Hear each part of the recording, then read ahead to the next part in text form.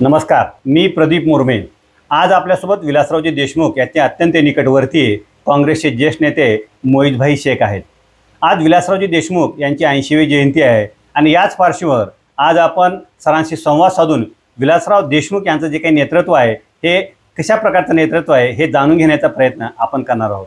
सर्वप्रथम विलासरावजी देशमुख यांच्या जयंतीनिमित्त त्यांच्या स्मृतींना विनम्र अशा प्रकारचं अभिवादन। सर नमस्कार। नमस्कार। आज राज्याचे लाडके माजी मुख्यमंत्री आम्हा सर्वांचे नेते सन्माननीय आदरणीय विलासरावजी देशमुख साहेब यांची 80वी जयंती आज लातूर येथील बाभळगाव त्यांच्या मूळ गावी या ठिकाणी पुष्पांजली आणि आदरांजली वाहून या ठिकाणी विलासबागेमध्ये संपन्न झाली। त्या अनुषंगाने आज या ठिकाणी काही विलासरावच्या आठवणी संदर्भात मला काही या ठिकाणी बोलावायचं आहे आणि त्या उद्देशातून विलासराव देशमुख साहेबांच्या सोबत मी 1980 पासून त्यांची विधानसभेची पहिली निवडणुकीपासून मी त्यांच्यासोबत कार्यकर्ता म्हणून त्यांच्यासाठी काम करत होतो आणि त्यांच्या माध्यमातून अनेक चांगल्या गोष्टी त्यांच्या सभासमोर आम्हाला काय शिकता आलं आणि त्या माध्यमातून त्यांच्या पावलावर पाऊल टाकून आम्ही या ठिकाणी राजकारणाची सुरुवात केली। 1980ला या ठिकाणी त्यांना शिवराज पाटील साहेबांच्या माध्यमातून लातूर शहरातून त्यांना या ठिकाणी उमेदवारी काँग्रेस पक्षाची मिळाली आणि ते 1980ला पहिल्यांदा आमदार झाले आणि त्यानंतर ते आमदार झाल्यानंतर या ठिकाणी त्यांनी लातूर जिल्हा व्हावं या उद्देशाने त्यांनी सातत्याने प्रयत्नाची सुरुवात केली आणि त्यांची इच्छा होती की लातूर जिल्हा या ठिकाणी व्हावं, कारण का ते जिल्हा परिषदचे सदस्य असताना लातूरहून उस्मानाबादला प्रत्येक वेळेस जिल्हा परिषदच्या मिटिंगासाठी त्यांना जावायचं होतं आणि त्या ठिकाणी कुठलीही व्यवस्था त्या जिल्ह्यामध्ये नसताना ते एक मनात त्यांची खंत होती, म्हणून लातूर जिल्हा व्हावा यासाठी त्यांनी प्रयत्नाला सुरुवात केली आणि त्यांच्या प्रयत्नाला 1982मध्ये तत्कालीन मुख्यमंत्री बॅरिस्टर अब्दुल रहमान अंतोली साहेबांनी लातूरला जिल्हा घोषित केला आणि त्या माध्यमातून विकासाचा पर्व या ठिकाणी सुरू झाला। 1982च्या नंतर 6 महिन्यातच साहेबाला एकदम आमदारकीतून राज्यमंत्री म्हणून त्यांना या ठिकाणी महाराष्ट्राच्या मंत्रिमंडळामध्ये काम करण्याची संधी बाबासाहेब भोसले मुख्यमंत्री असताना त्यांना मिळाली आणि त्यांच्या अंगी असलेलं सुप्त गुणांना त्या ठिकाणी त्यांना वाव मिळाली आणि त्यांची जी इच्छा होती विकासाची त्यांनी त्या ठिकाणी कामाला सुरुवात केली। त्या माध्यमातून माझा कारखाना असो या ठिकाणी एक असा बेल्ट होता त्या ठिकाणी काही येत नव्हतं, त्या ठिकाणी माझा कारखाना उभा करून देशातले जेवढे पारितोषिक साखर कारखान्याला असतात तेवढे पूर्ण पारितोषिक माझा कारखान्याला मिळाले आणि त्या माध्यमातून शेतकऱ्यांचा या ठिकाणी आर्थिक परिवर्तन झालं। शेतकऱ्यांच्या घरावरील छप्पर काढून त्या ठिकाणी छत देणारा नेता म्हणून आदरणीय विलासराव देशमुख साहेब या ठिकाणी त्याने कामाला सुरुवात केली आणि मुख्यमंत्री असताना त्यांनी एक खंत व्यक्त केली होती की मी जेव्हा विद्यार्थी होतो या ठिकाणी पुण्याला शिकायला जात असताना लातूर कुरवाडी एक छोटी रेल्वेगाडी होती, कमीत कमी 6 ते 8 तास लातूरहून कुरवाडीला जायचं, मग तिथून रेल्वे बदलून पुण्याला जायचं, ही जी त्रास होत होता त्यांना ती त्रास त्यांनी लक्षात ठेवून आणि ईश्वराला अशी प्रार्थना केली जेव्हा केव्हा मला कुठेतरी चांगली संधी मिळेल तर मी लातूरला निश्चितच ब्रॉडगेज आणीन। एक मनाला त्यांनी या ठिकाणी संकल्पना बांधली आणि योगायोगाने त्या ठिकाणी त्यांना मंत्रिपद मिळाल्यानंतर त्या उद्देशाने त्यांनी लातूरला रेल्वे आणण्यासाठी प्रयत्न सुरू केला आणि त्यांच्या मंत्रिमंडळाच्या काळामध्ये त्यांना काय तेवढं ही नव्हतं, परंतु त्यांची एक अशी इच्छाशक्ती होती की काही दिवसानंतर ते राज्याचे मुख्यमंत्री झाले आणि ते मुख्यमंत्र्याचा त्यांना पूर्ण फायदा लातूरची रेल्वे कशी या ठिकाणी सुरू करता येईल यासाठी प्रयत्न सुरू केलं। आपल्याला सांगण्यात अत्यंत आनंद होतो की देशातला असा एक नेता आहे की त्या ठिकाणी अनेक रेल्वेच्या अधिकाऱ्यांनी रेल्वे मंत्र्यांनी लातूरला रेल्वे होऊ शकत नाही असं 100 दिवस रिपोर्ट दिलेला होता. कारण का येडशीच्या घाटाच्या माध्यमातून त्या ठिकाणी रेल्वे जाताना त्रास होत होता.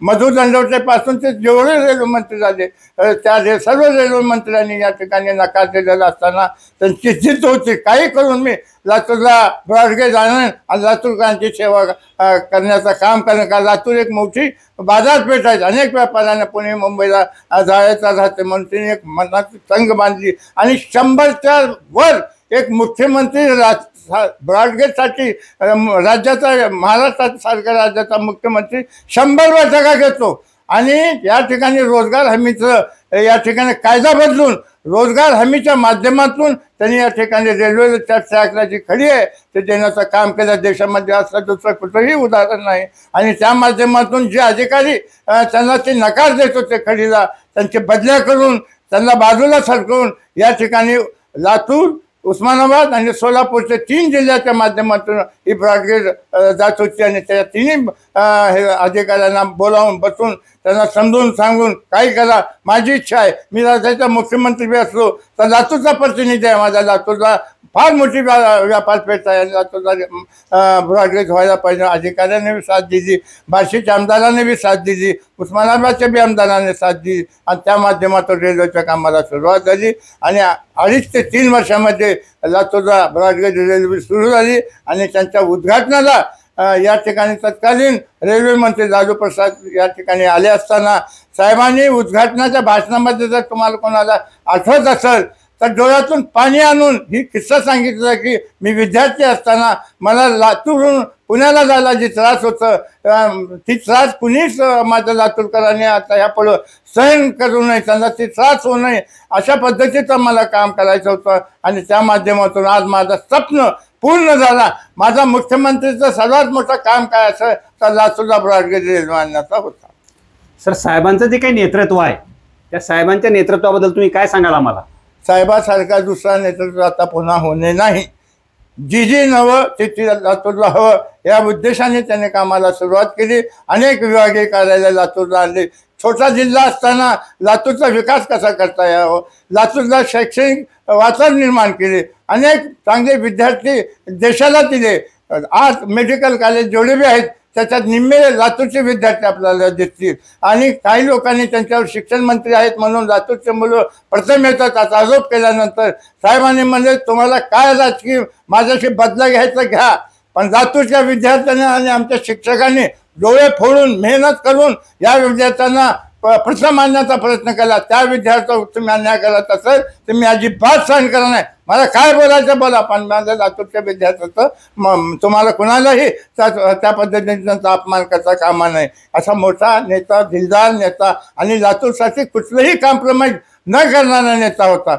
विदर्भातली मेडिकल फाईल आली असताना त्यांच्या टेबलावर मुख्यमंत्री असताना त्यांनी यादी बघितलं नाही तर माझं लातूरचं नाव नाही. लातूरचं नाव आणल्याशिवाय मी इथं सही करणार नाही म्हणून लातूरला शासकीय वैद्यकीय महाविद्यालय या माध्यमातून म्हणजे त्यांच्याकडे एक स्किल होती कसं काम करून घ्यायचं. त्या पद्धतीने त्यांनी लातूरला जी जमत नव्हतं, लातूरला जे होत नव्हतं ती करण्याचं त्यांनी काम केलेलं आहे.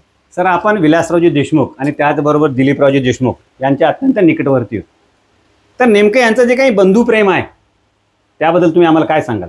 तसं प्रेमच आपल्याला या भावासारखं कोणाला मिळालं नाही. अनेक राजकीय घराण्यामध्ये भावाभावामध्ये भांडण आहेत, अमरासमोर भाऊ उभारतात, चुलते आणि पुतण्यामध्ये भांडण आहेत, परंतु देशमुख घराण्यामध्ये असं कुठलंही वातावरण नाही. ते एक सुजाण नागरिकासारखं त्यांनी या ठिकाणी आपलं राजकीय प्रवास सुरू केलं. आणि दिलीपराव साहेब होते म्हणून विलासराव साहेब घडले हे स्वतः विलासराव साहेबांनी मान्य केलं दिलीपराव देशमुख साहेबांच्या विधान परिषदेच्या निवडणुकीच्या माध्यमातून. सर, साहेबाबद्दल असं बोललं जातं की जे काही कार्यकर्ते आहेत, जवळचे कार्यकर्ते, त्यांना प्रचंड ताकद आणि भरभरून प्रेम त्यांनी दिलं आणि मोहितभाई शेख यांना पण भरभरून प्रेम आणि प्रचंड ताकद दिली. तर काय सांगाल तुम्ही? बघा, कार्यकर्त्याची क्षमता बघून त्यांना पद देण्याचं काम सतत साहेबांनी केलं. मला राज्याच्या अनेक कमिट्यावर त्यांनी या ठिकाणी काम करण्याची संधी दिली. माझी राजकीय पार्श्वभूमी तसं काही नव्हती, परंतु साहेबांनी मला या ठिकाणी मी एक राष्ट्रीय खेळाडू आहे, शिवछत्रपती पुरस्कार विजेता आहे. मी महाराष्ट्राचा सर्वात क्रीडा क्षेत्राचा मोठा पुरस्कार मला या माध्यमातून मिळालेला आहे. माझ्या क्रीडा क्षेत्रातील योगदान बघून त्याने मला राज्य क्रीडा परिषदेवर या ठिकाणी काम करण्याची संधी दिली आणि त्या माध्यमातून आम्ही या ठिकाणी स्टेडियमचं कामाला गती देण्याचं काम केलं दिलीपराव देशमुख साहेबांच्या माध्यमातून. जे आम्ही साहेबांना म्हणलं होतं तर बॅडमिंटन हॉल लातूरला पाहिजे, त्यांनी लातूरला बॅडमिंटन हॉल दिलं. महाराष्ट्रात त्यावेळेस जी 2-4 ठिकाणी पुणे, मुंबई, नागपूर असं होतं, 4 ठिकाणी लातूरला सुद्धा बॅडमिंटनचं हॉल. ज्या ज्या क्षेत्राशी त्यांचा संबंध आला, जी मागणी कार्यकर्त्यांनी केली ती पूर्ण करण्याचा सातत्याने त्यांनी प्रयत्न केला आणि लातूरच्या विकासाबद्दल त्यांनी कधीही कॉम्प्रोमाइज केलं नाही. शेवटी सत्ता गेली परवा नाही, परंतु लातूरच्या विकासासाठी त्यांनी या ठिकाणी कधीही कॉम्प्रोमाइज केलेलं नाही. सर, लातूरचे जे काही राजकीय पटल आहे त्या राजकीय पटलावरती आपण देशमुख साहेबांच्या अत्यंत निकटवर्ती म्हणून ओळखले जातात आणि आता तुम्ही सांगितल्याप्रमाणे की मागील अनेक वर्षापासून आपण साहेबासोबत आहात, तर निश्चितच तुमच्याकडे साहेबाबाच्या अनेक आठवणी असतील. एखादी आठवण म्हणा, एखादा किस्सा म्हणा, मोहितभाई यांना सांगा म्हणलं तर काय सांगतील आम्हाला?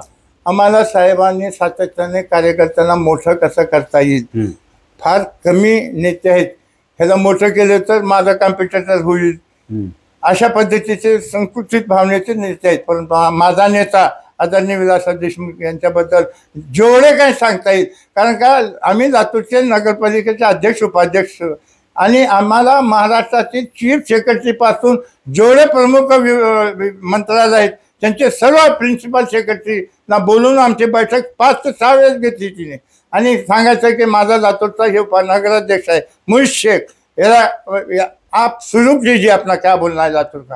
आम्ही लातूरचे प्रश्न मांडायचे आणि त्यावेळेस तत्कालीन जिल्हाधिकारी लवेकर साहेब होते, त्यांच्या माध्यमातून बसून आम्ही पूर्ण तयारी करायची, काय काय प्रश्न मांडायचे, काय काय नगराध्यक्ष कोणत्या तुमच्यासोबत? बेदरे साहेब आणि मी, आम्ही सातत्यानं मग आणि ते चीफ सेक्रेटरी बरोबर मला वाटतं त्यांचं कुठल्याही नगरपालिकेचे पदाधिकारी चीफ सेक्रेटरी सोबत काम केले, परंतु मान सन्मान आणि सुरुवातीला आम्हाला बोलायला लावायचं, हा चला बोला तुम्ही लातूरचं काय, आणि माझ्या कार्यकर्ता त्यानं ह्याचं काम आपण सर्वांनी करावं ही सुद्धा सूचना त्यावेळेस त्यांनी देत होते. आणि पटनाईक साहेब तेव्हा राज्याचे पोलीस महानिरीक्षक होते आणि त्यामुळं आम्हाला एक असं वाटायचं बाहेर आल्यावर की आम्हाला असं वाटायचं की आपल्याला साहेबांनी कुठून येऊन ठेवले, आपण साधे लातूरचे अध्यक्ष नगराध्यक्ष होतो, परंतु प्रिन्सिपल सेक्रेटरी सोबत पूर्ण म्हणजे दालन भरून अधिकारी बसायचे, त्याचे कॅमेरे हे बिंबले TV वाले, एवढं मान सन्मान डोळ्यातून पाणी यायचं की हा किती मोठा मनाचा माणूस आहे.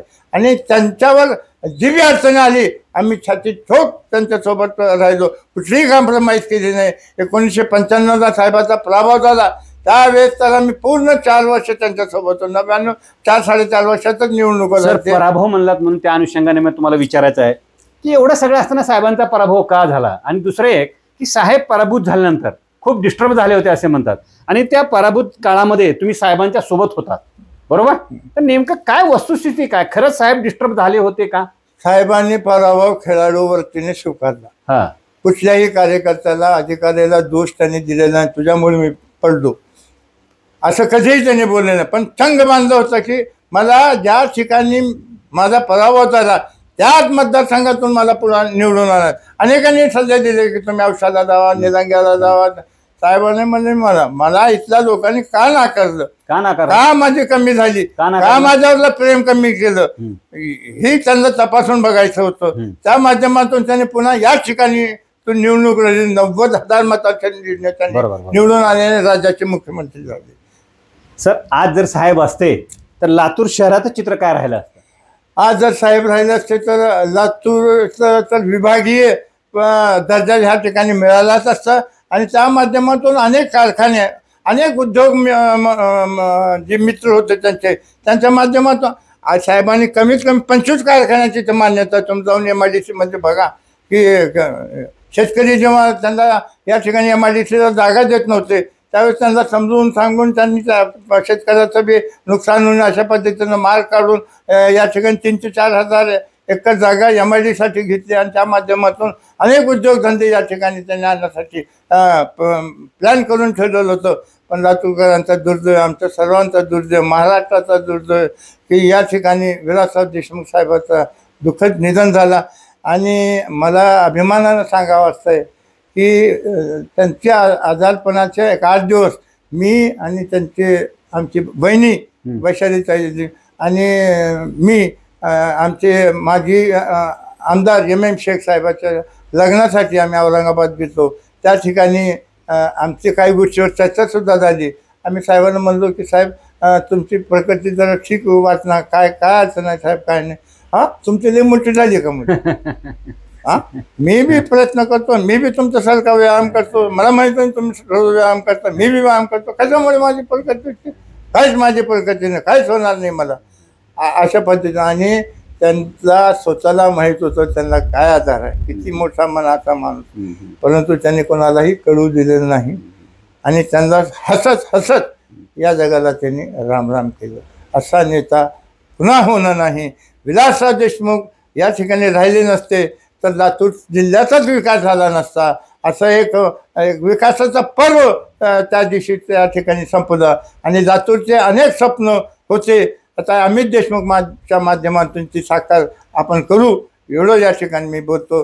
विलासराव देशमुख साहेबासारखा नेता पुन्हा महाराष्ट्राला नसल्यामुळं या ठिकाणी जे बगलबच्चे त्या ठिकाणी काँग्रेस पक्षाची जी हानी झालेली आहे, विलासराव देशमुख राहिले असते तर या ठिकाणी त्या पक्षाची हानी झाली नसती. धन्यवाद सर, तुम्ही आम्हाला वेळ दिलात. तुमच्या विलासरावजी यांच्या प्रती ज्या काही आठवणी आहेत, जुन्या आठवणी, त्या आठवणीने उजाळा दिलात, त्याबद्दल आपले खूप खूप आभार. धन्यवाद.